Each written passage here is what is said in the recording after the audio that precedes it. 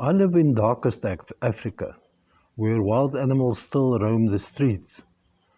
Well, apparently there are still many foreigners that believe that. We know better, but we also know that when you are outside in the veldt, you should be watchful and very careful and prepared for anything to happen. When the Traüernicht family of Phalaborwa in South Africa went out to the Selati River about 10 kilometers from town for a picnic and a braai and to catch some fish, they knew to keep their eyes peeled for hippos, but crocodiles were not seen there in many, many years. After 1 o'clock in the afternoon, husband Davy hooked a fish and went into the water to unhook it. He had trouble with a struggling fish and asked his wife Kelly to hand him the fish pen.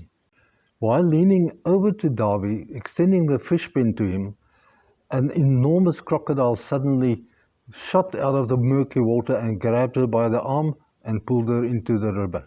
Have a good look at the following clip to see how fast a crocodile really can attack. Oh! Oh!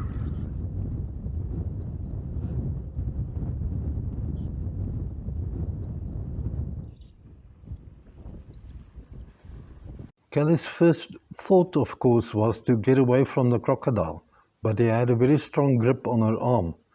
Then the monster started to roll and Kelly realized that he was trying to rip her arm from her body. And she instinctively embraced the crocodile with her other arm and rolled with him.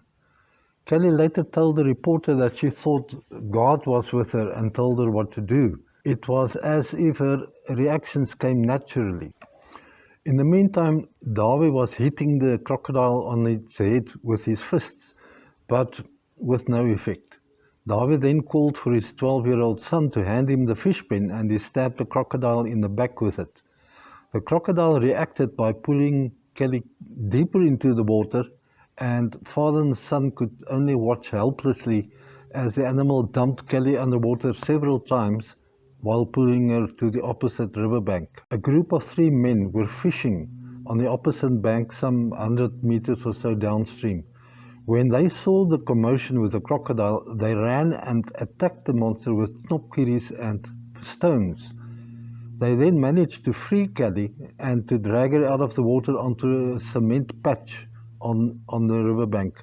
The crocodile did not give up the fight that easily and tried to attack Kelly several times again, but the men succeeded in driving him off. Kelly was extremely lucky to have survived the attack. She spent some time in hospital for treatment as she had lost chunks of flesh from her right arm and suffered various bruises and cuts all over her body, as well as damages to her lungs and liver. She was treated for a fractured rib as well. Presumably, the drought in the Limpopo province at that time had driven the crocodile to find another body of water to live in, as this particular stretch of the Selati River has been free of crocodiles for years. This just serves as a strong reminder to be always on the alert when you are out in the veldt, or even in the city, for according to urban legend, a leopard still roams the hills of Pretoria.